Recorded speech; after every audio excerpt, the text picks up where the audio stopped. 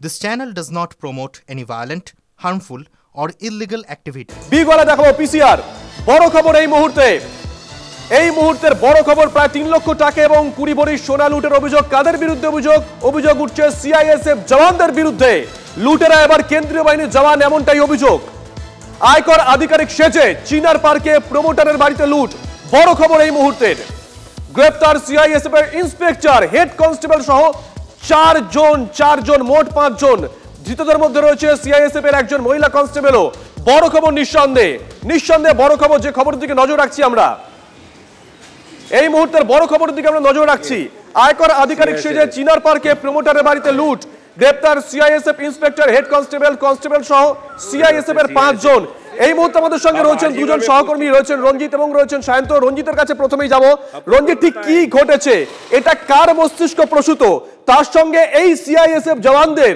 যোগ কিভাবে দেখো শুভজিৎ সবথেকে বড় খবর যে আয়কর আধিকারিক সেজে এই চিনার পার্কের এই বহুতল আবাসনের এসকে সিং এর অর্থাৎ প্রমোটার ব্যবসায়ী এসকে সিং এর বাড়িতে কিন্তু সিআইএসএফ এর টোটাল 5 জন জওয়ান সহ টোটাল 7 জনকে গ্রেফতার করেছে এর মধ্যে রয়েছেন এসকে সিং এর দ্বিতীয় পক্ষের স্ত্রী আরতি সিং এবং তাকেও কিন্তু গ্রেফতার করেছে তার গাড়ির ড্রাইভারকে গ্রেফতার করেছে মূলত তোমাকে জানিয়ে রাখি যে এই ঘটনা অর্থাৎ গত 18 তারিখে এই ঘটনা ঘটে রাত 2টো নাগাদ এই বেশ কয়েকজন কেন্দ্রীয় বাহিনীর জওয়ান নিজেদের কিন্তু আয়কর আধিকারিক বলে নিজেদেরকে কি বলে আয়কর আধিকারিক তারপরে এই দরজা দিয়ে তারা ভেতরে প্রবেশ করে এবং ভেতরে প্রবেশ করে দোতলায় যায় এবং তারপরে কলিং বেল বাজায় এবং কলিং বেল বাজানোর পর ঘরে যখন গৃহকর্ত্রীরা আসেন ছুটে তাদের মোবাইল কেড়ে নেওয়া হয় একত্রিত জায়গায় রাখেন এই যে 5 জন সিআইএসএফ এর আধিকারিক ছিল যার মধ্যে একজন অমিত কুমার সিং তিনি ফারাক্কা ব্যারেজে তিনি কিন্তু কর্মরত এছাড়া আরেকজনকে কথা বলি লক্ষ্মী দেবী তিনি কিন্তু আরজিকর হাসপাতালে সিআইএসএফ এর ইউনিটে তিনি কর্মরত এবং তারা আছে 5 জন এবং সেই মহিলা অর্থাৎ গৃহকর্ত্রী ভয়ঙ্কর অভিযোগ রঞ্জিত সঙ্গে থাকা আসবো তোমার কাছে সায়ন্ত আমাদের সঙ্গে রয়েছেন আমাদের অপর সহকর্মী সায়ন্ত রঞ্জিতের সঙ্গে কথা বলছিলাম অক্ষয় কুমার একটা সিনেমার কথা মনে পড়ে যাচ্ছিল স্পেশাল 26 নিশ্চয়ই তুমিও দেখেছো সিনেমাটা দেখো কলকাতা পুলিশ হতে পারে রাজ্য পুলিশ হতে পারে হোমগার্ড হতে পারে সিভিক হতে পারে এদের বিরুদ্ধে মুড়িমুড়কির মতন অভিযোগ উঠে চলেছে আমরা নিত্যদিন দেখি কিন্তু আমজনতা যাদের উপরে ভরসা রাখে সেই কেন্দ্রীয় বাহিনীর জওয়ান তাদের বিরুদ্ধে অভিযোগ একদমই শুভজিৎ দেখো কেন্দ্রীয় বাহিনীর জওয়ানদের বিরুদ্ধে কিন্তু অভিযোগ এটা প্রথম নয় আজকে তারা আয়কর দপ্তরের আধিকারিক সেজে তারা লুটপাট চালিয়েছে বলে অভিযোগ তুমি যদি একটু পুরনো দিনের দিকে চলে যাও তাহলে তোমার মনে পড়বে এই কেন্দ্রীয় বাহিনী বিএসএফ যাদের আধা সামরিক বাহিনী তাদের একজন কমান্ডারের বিরুদ্ধে গরু পাচারের অভিযোগ উঠেছিল এবং তাকে সাসপেন্ড করা হয়েছিল শুধু এই জায়গায় শেষ নয় আরও কিন্তু এরকম বুড়ি অভিযোগ রয়েছে বিএসএফ এবং সিআরপিএফ এর বিরুদ্ধে তোমার আরও একটা তোমার পুরনো ঘটনা মনে থাকা উচিত কলকাতা জাদুঘর সেখানে সিআইএসএফ জওয়ান হাতের ইনসাস রাইফেল নিয়ে পরপর গুলি চালিয়েছিল পরপর এক একটি অভিযোগ রয়েছে কেন্দ্রীয় বাহিনীর বিরুদ্ধে অর্থাৎ যাদের ওপরে সুরক্ষার দায়িত্ব তারাই যদি এই ঘটনা করে থাকে তাহলে ভরসা কাকে করবে আজকে আয়কর দপ্তরের আধিকারিক সেজে গিয়েছে তুমি আমাদের সহকর্মী রঞ্জিত যেটা জানাচ্ছিল আরজি করে যে কেন্দ্রীয় বাহিনী মোতায়েন করা হয়েছে সুপ্রিম কোর্টের নির্দেশে তাদের মধ্যে একজন ব্যাটালিয়নের একজন সদস্য মহিলা জওয়ান তিনিও এই ঘটনায় লিপ্ত অর্থাৎ তাকে নিরাপত্তা দেওয়া হয়েছে আরজি করেন অথচ সেই কিনা অন্যতম অভিযুক্ত লুটপাটের ঘটনায় তাহলে স্বাভাবিকভাবেই প্রশ্ন উঠছে যাদের হাতে নিরাপত্তার দায়িত্ব তারাই এখন ষড়যন্ত্র করে বেড়াচ্ছে অথবা ষড়যন্ত্রে লিপ্ত হচ্ছে অর্থাৎ বিএসএফ আজ কেন্দ্রে সিআইএসএফ বা সিআরপিএফ এর মতো যারা রয়েছে বা যারা এর মধ্যে আধা সামরিক বাহিনী রয়েছে এরা কিন্তু দেশের অন্যতম সুরক্ষার দায়িত্বে রয়েছে অথচ তুমি দেখতে পাচ্ছ বুড়ি অভিযোগ বিএসএফ এর কয়েকদিন আগে বিএসএফ এর একজন কমান্ডার বা বিএসএফ ব্যাটালিয়নের একজন জওয়ানের ছেলের বিরুদ্ধে ধর্ষণের অভিযোগ ওঠে অর্থাৎ সেই জায়গায় দাঁড়িয়ে এই ধরনের অভিযোগ কিন্তু আসতে শুরু করেছে বড় খবর নিঃসন্দেহে সায়ন্ত সঙ্গে থাকো বড় খবরের দিকে নজর রাখছি আমরা আয়কর আধিকারিক সেজে চিনার পার্কে প্রমোটারের বাড়িতে লুট গ্রেফতার করা হয়েছে সিআইএসএফ এর ইন্সপেক্টর হেড কনস্টেবল সহ সিআইএসএফ এর 5 জনকে ধৃতদের মধ্যে রয়েছেন সিআইএসএফ এর একজন মহিলা কনস্টেবলও গ্রেফতার করা হয়েছে প্রমোটারের দ্বিতীয় পক্ষের স্ত্রী এবং গাড়ির চালককেও এই মুহূর্তে আমাদের সঙ্গে রয়েছেন তৃণমূল কংগ্রেস বিধায়ক হুমায়ুন কবির। হুমায়ুন সাহেব, রাজ্য পুলিশের বিরুদ্ধে, কলকাতা পুলিশের বিরুদ্ধে, হোমগার্ডের বিরুদ্ধে কিংবা সিভিকের বিরুদ্ধে প্রায় প্রতিদিন বিভিন্ন জায়গা থেকে বিভিন্ন অভিযোগ ওঠে, কিন্তু এবার একটা বড় অভিযোগ উঠছে কেন্দ্রীয় বাহিনীর জওয়ানের দিকে, সিআইএসএফ জওয়ানদের দিকে। হুমায়ুন সাহেব, দেখুন, এটা প্রথম না, বাংলায় এর আগেও সিআইএসএফ, বিএসএফ অনেক তাদের নাম ভাঙিয়ে বা নকল তাদের ড্রেস পরে বা সেজে অনেক করাপ্টেড, অনেক কিছু অসামাজিক কাজের সঙ্গে যুক্ত বা অনেক কিছু তাদের মানুষের লুটে নেওয়া, মানুষের সঙ্গে প্রতারণা করা, এসব করছে। এটা কিন্তু সেন্ট্রাল গভর্নমেন্টের আরো গুরুত্ব দিয়ে, তাই তো বললাম, গাড়িতে না হতে বললাম, বেশি শুনিস তো। বিষয়টা হচ্ছে যে এটা সেন্ট্রাল গভর্নমেন্টের যিনি দায়িত্ব আছেন মাননীয় স্বরাষ্ট্রমন্ত্রী অমিত শাহজি, ওনাদের আরো বেশি গুরুত্ব দিয়ে এখানকার যারা আধিকারিক আছেন ওয়েস্ট বেঙ্গলের, যারা সিআইএসএফ বা সেন্ট্রাল বাহিনীকে যারা দেখাশোনা করেন, সেই সমস্ত আধিকারিকদের আরো বেশি সতর্ক থাকা উচিত। এই ধরনের সাধারণ মানুষ যদি এই ধরনের প্রশাসনের আধিকারিক সেজে তারা যদি এই ধরনের প্রতারণার শিকার হয়, সেটা দুঃখজনক। সাধারণ মানুষ কোথায় যাবে? কাজেই ধন্যবাদ হুমায়ুন সাহেব। ওই প্রমোটার মানে যার বাড়িতে লুটপাট করা হয়েছে তার মেয়ে, তার সঙ্গে আমরা কথা বলেছিলাম, তিনি কি বলেছেন শুনুন। ওরা বেলটেল মেরে আমাদের সিকিউরিটি গেট খুলে দিয়েছিল। খোলার পর ওরা ওদের কলের ধরে বাড়িতে ঢুকে ফোন ওদের নিয়ে নিয়েছিল, বা আমরা এটা সিসিটিভি থেকে দেখতে পাচ্ছিলাম। তো সিসিটিভি থেকে দেখার পর আমি ফোন করেছি আমার ড্রাইভারকে কি হয়েছে। তো আমার ড্রাইভার বললো, ড্রাইভার না লেডি কনস্টেবল ফোনটা তুলে বলেছে কি আপনি কলকাতা পুলিশ থেকে এসেছি, আপনি নিচে। তো আমরা গেছি নিচে, আমি আর আমার বন্ধু গেছিল, আমরা গেট খুলে দিয়েছিলাম। তারপরে ওরা আমাদের ফোন নিয়ে নিল, নিয়ে আমাদেরকে সবাইকে ধাক্কা মারে উপরে চলে গেছে।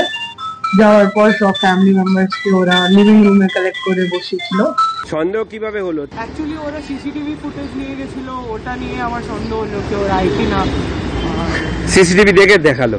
হ্যাঁ, সিসিটিভিটা তার কেটে নিয়ে চলে গেছিল। অবসরপ্রাপ্ত পুলিশ কর্তারা কি বলছেন শুনুন।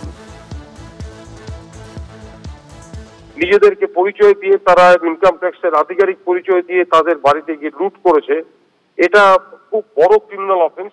যারা যারা ধরেছে তাদেরকে এই স্পোর্টটা কে দিয়েছিল যে এই বাড়িতে ইনকাম ট্যাক্স হয়ে যদি সার্চ করা যায় তাহলে কিছু রোজগারপাতি হবে এবং প্রচুর টাকা পয়সা পাওয়া যাবে, এই সোর্সটা কে বার করেছিল, দিয়েছিল, এই টিপসটা যে দিয়েছিল তাকেও অ্যারেস্ট করতে হবে।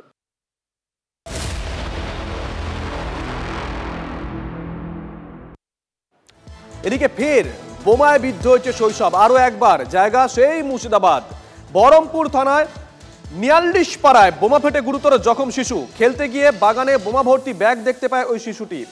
বোমা ভর্তি ব্যাগটি বাড়িতে নিয়ে আসার পরেই বিস্ফোরণ হয়। গুরুতর জখম হয়েছেন শিশুর মাও।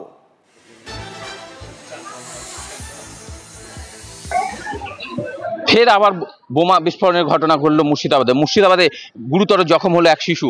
বল ভেবে খেলতে গিয়ে সেই বোমা বাড়িতে নিয়ে এসে ঘটলো বিস্ফোরণ, এবং সেই বিস্ফোরণের ফলে মা ও শিশু দুইজনে আক্রান্ত। একের পর এক বোমা বিস্ফোরণের ঘটনায় আহত হচ্ছে এই শিশু, আক্রান্ত শৈশব।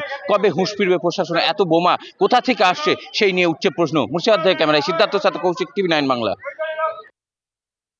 প্রথম নয়, এর আগেও ঘটেছে, একাধিকবার ঘটেছে। দেখুন 6টা ছবি এই মুহূর্তে আমরা একসঙ্গে দেখাচ্ছি। আমরা তারিখ দিয়ে দেখাচ্ছি মুর্শিদাবাদ, টিটাগড়, কুলপি, মালদা, মুর্শিদাবাদ, ব্যান্ডেল। একেবারে তারিখ দিয়ে আমরা দেখাচ্ছি যেখানে আক্রান্ত হয়েছে শৈশব।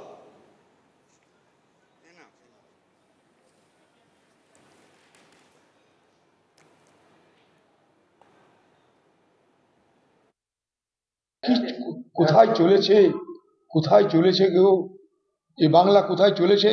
আমি মুর্শিদাবাদের পুলিশ প্রশাসনকে বলবো আপনারা দ্রুত ব্যবস্থা নিন, না তো আমরা এসব নিয়ে প্রতিবাদে নামবো। রমজান মাস পার হলে আমরা প্রতিবাদে নামছি মুর্শিদাবাদ জেলা জুড়ে, আমরা এগুলো মানবো না চোখ বুঝে। বেসিক্যালি ইন্টেলিজেন্সের অভাবের জন্য এটা হচ্ছে না। আমার মনে হচ্ছে যে মুর্শিদাবাদ এখন খুব জ্বলন্ত অবস্থায় আছে, এখানে আরো বেশি ইন্টেলিজেন্স আগিয়ে লোকাল ওসি, অ্যাডিশনাল এসপি, ডিওএসপি যারা রয়েছেন এদেরকে একসাথে কাজ করে সম্পূর্ণভাবে এদেরকে ধরতে হবে, রিজার্ভ লিস্টের মধ্যে আনতে হবে, রিকভারির মধ্যে আনতে হবে, এবং রিকভারি না করলে উপায় নেই। এদিকে দেগঙ্গায় পঞ্চায়েত প্রধানের দুয়ারে মিষ্টির প্যাকেট, ভিতরে তাজা বোমা। পুলিশ গিয়ে 2টি তাজা বোমা উদ্ধার করে। চৌরাশিয়া গ্রাম পঞ্চায়েতের প্রধান বাপ্পা মণ্ডলের বাড়ির সিঁড়িতে রাখা ছিল এই বোমা। প্যাকেট খুলতেই চক্ষু চড়ক গাছ। কোথা থেকে বোমা এলো, কারা রেখে গেল, ইতিমধ্যেই তদন্ত শুরু করেছে পুলিশ। মিষ্টির বাক্স প্যাকিং করা থাকে না, এরকম। কোথায় ছিল প্যাকেটটা? প্যাকেটটা সিঁড়ির ওপরে ছিল, ওখান থেকেই বাথরুমের এই দেয়ালের মাথায় রাখা হলো। তাও দেখলাম বেশ ওয়েটই আছে। এবারে সাইডে কর্নারটা একটু ইয়ে করে দেখি যে ওর মধ্যে ওই বাঁধা বোমের যেমন আকৃতি, ওই দেখে আমরা দেখলাম যে না, জিনিসটা ঠিক নয় হাত দেওয়া। আর হাত দিলাম না, হয়তো কেউ শত্রুতা করে বা হয়তো মনের মধ্যে কোনো রাগ আছে, একটা হুমকি দেওয়ার মতন বা কিছু এরকম একটা ভয়ভূত দেখানো, এটাই এছাড়া কিছু না। বুঝতে পারছি না। আর আমার সেইভাবে কোনো শত্রু নেই। আপনি তো একজন পঞ্চায়েত প্রধান, সেই হিসেবে কি আপনার করার প্রতি কোনো সন্দেহ আছে? কোনো সন্দেহ নেই।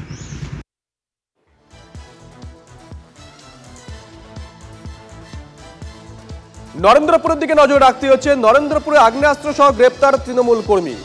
খেয়াদহের তৃণমূল কর্মী অনুপ পৈলানের বিরুদ্ধে তোলাবাজির সাট্টা, জুয়া ঠেক চালানোর অভিযোগ। নরেন্দ্রপুর থানার হাতে গ্রেপ্তার অভিযুক্ত তৃণমূল কর্মী। উদ্ধার 3টি আগ্নেয়াস্ত্র, 6 রাউন্ড কার্তুজ।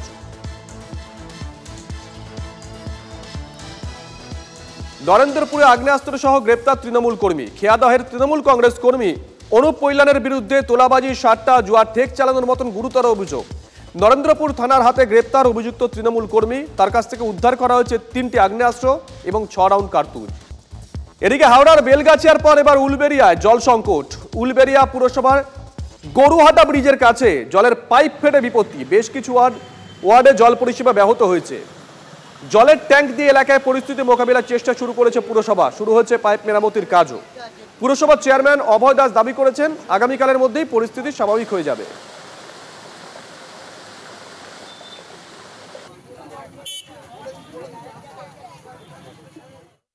জল পাওয়া যাচ্ছে না? জল কি দিচ্ছে না? না, দিচ্ছে না একদম। এটা সকালে জল পেয়েছে? না, সকাল থেকে হয়, সকালে জল পাওয়া যাচ্ছে না। সকাল থেকে জল পাওয়া যাচ্ছে না। কি হয়েছে কি জানি, পাইপ ফেটে গেছে না কি হয়েছে, জল পাচ্ছে না। সারাচ্ছে তো, কাল রাত থেকে সারাচ্ছে, হচ্ছে না। আমরা সমস্ত ওয়ার্ডেই স্বাভাবিক জল পরিষেবা পেয়েছে। কয়েকটা ওয়ার্ডে, নির্দিষ্ট 2-1টা ওয়ার্ডে একটু জল পেয়েছে, কিন্তু পরিমাণটা হয়তো একটু কম। আমাদের যেটুকু বাকি আছে, আমরা আশা রাখি আজকের মধ্যে সেই কাজ কমপ্লিট হবে। কেন সামনে রোজা, এখন আমাদের রোজা চলছে, প্লাস অত্যন্ত গরম। আমরা সবটাকে মাথায় রেখেই আমরা এগোচ্ছি। আর একটা বড় খবরের দিকে নজর রাখতেই হচ্ছে। এবার হাইকোর্টের নির্দেশে চাকরি গেল তৃণমূল নেতার। শিক্ষক নেতা শেখ সিরাজুল ইসলামকে চাকরি থেকে বরখাস্তের নির্দেশ বিচারপতি রাজাশেখর মান্থার ডিভিশন বেঞ্চের। বড় খবর, এবার হাইকোর্টের নির্দেশে চাকরি গেল তৃণমূল নেতার। শিক্ষক নেতা শেখ সিরাজুল ইসলামকে চাকরি থেকে বরখাস্তের নির্দেশ বিচারপতি রাজাশেখর মান্থার ডিভিশন বেঞ্চের। হাওড়া শিবপুর স্কুলের শিক্ষক নেতা দুর্নীতি করে চাকরি পেয়েছেন, এমনটাই অভিযোগ। এবার হাইকোর্টের নির্দেশে চাকরি গেল তৃণমূল নেতার। শিক্ষক নেতা শেখ সিরাজুল ইসলামকে চাকরি থেকে বরখাস্তের নির্দেশ বিচারপতি রাজাশেখর মান্থার ডিভিশন বেঞ্চের। হাওড়া শিবপুর স্কুলের শিক্ষক নেতা দুর্নীতি করে চাকরি পেয়েছেন, কোনোভাবেই চাকরিতে রাখা যায় না, পর্যবেক্ষণ বিচারপতি মান্থার।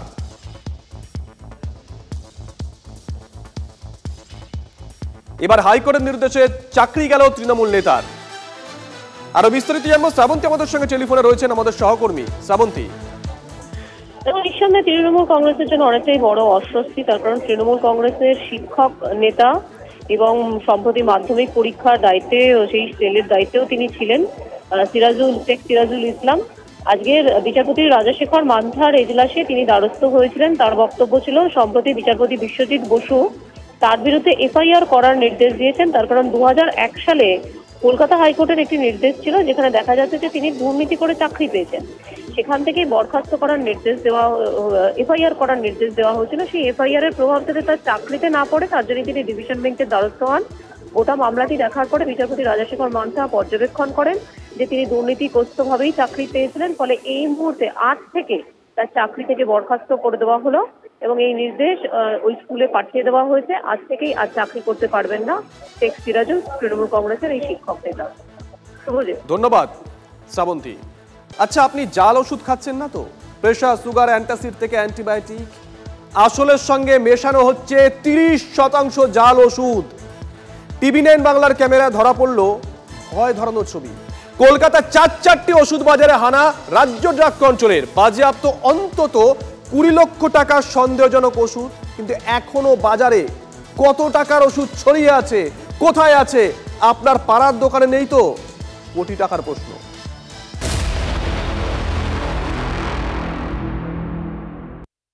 এবার ডিটেলে আসি। ফের সন্দেহজনক ওষুধ চক্রের পর্দাফাঁস। ভালো করে শুনবেন। আসল ওষুধের বাক্সের মধ্যে মিশিয়ে দেওয়া হচ্ছে নকল ওষুধ। রাজ্য ড্রাগ কন্ট্রোলের হানায় চোখ কপালে উঠেছে রীতিমতন। প্রেশারের ওষুধ হতে পারে, সুগারের ট্যাবলেট হতে পারে, নামি কোম্পানির ওষুধ, অধিকাংশই জাল। এই যে বাক্সটা দেখছেন, যে ছবি আমরা দেখাচ্ছি, ধরুন তার মধ্যে 10টা পাতা আছে, তার মধ্যে হয়তো 7টা পাতা ঠিকঠাক, মানে যে ওষুধটা খেলে আপনার কাজে লাগবে, 3টে পাতা জাল, মানে 30% জাল ওষুধ ব্যবহার করা হচ্ছে। মোটামুটি ভাবে এমনটাই জানা গেছে, বেশি কমও হতে পারে। আমাদের ক্যামেরায় যে ছবি ধরা পড়েছে সেই ছবি আমরা দেখাচ্ছি আপনাদেরকে।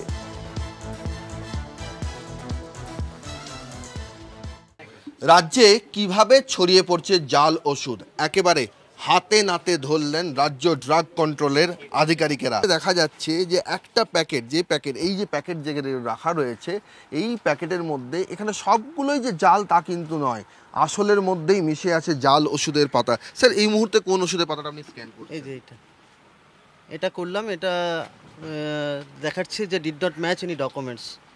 এই স্ট্রিপটা যখন আমি স্ক্যান করলাম তখন এই স্ট্রিপটাতে যে কিউআর কোডটা স্ক্যান করার পর আসছে, স্ক্রিনে আপনারা দেখতে পাবেন যে your search madly products did not match any documents. এখানে দেখা যাচ্ছে did not match any documents, স্ক্রিনে দেখতে পাবেন। সব পাতাগুলোই কি এরকম নাকি? না, সবগুলো নয়, দুটো বা একটা বক্সের মধ্যে 10টা স্ট্রিপ আছে, হয়তো 2 বা 3টে স্ট্রিপ এরকম আসছে। আবার দেখবেন যখন আমি একটা গুড কোয়ালিটি প্রোডাক্ট, যেমন এইটা যখন করছি,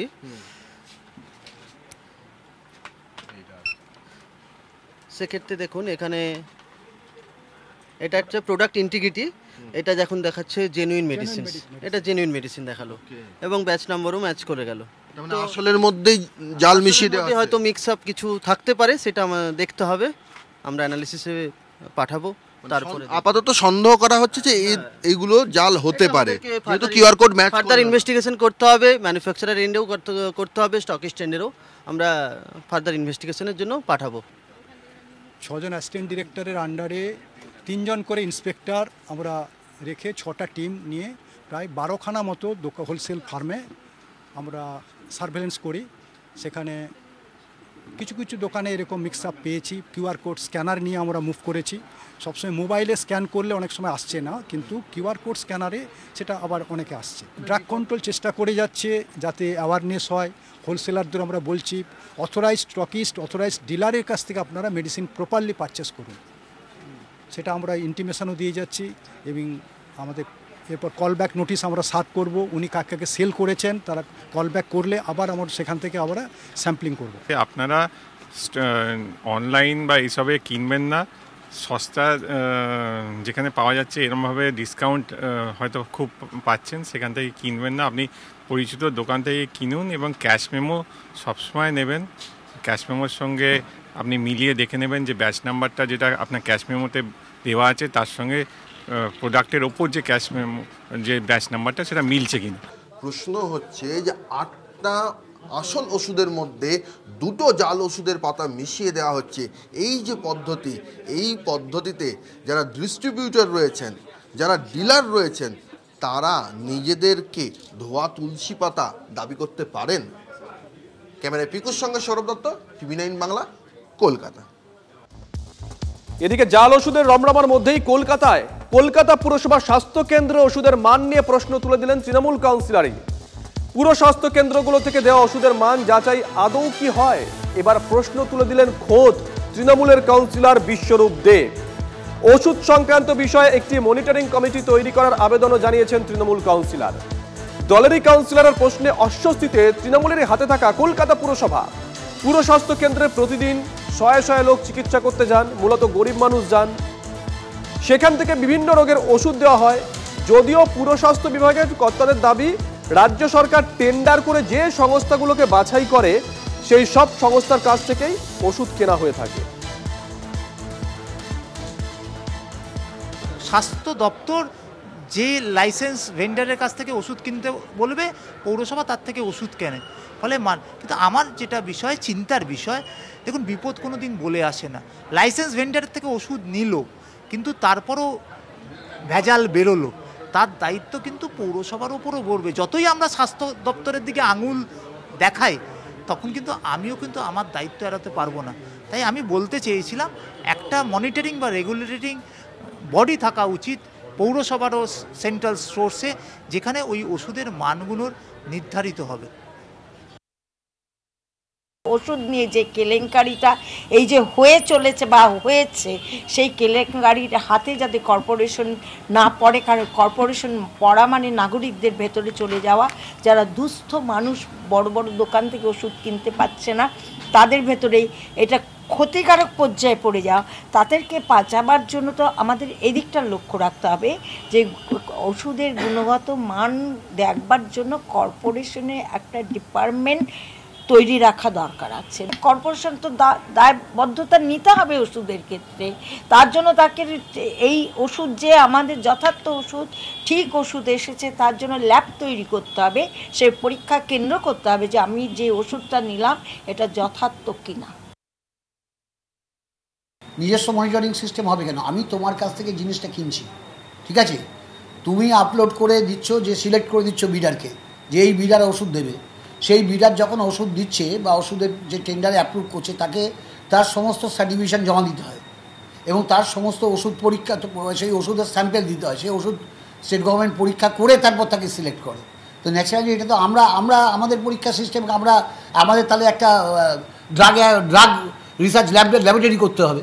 এটা একটা মানে কলকাতা পুরসভার লিমিট বা পৌরসভার কোনো লিমিট সম্বন্ধে জানতে হবে। উনি নতুন কাউন্সিলর রয়েছেন, উনি এগুলো জানেন না।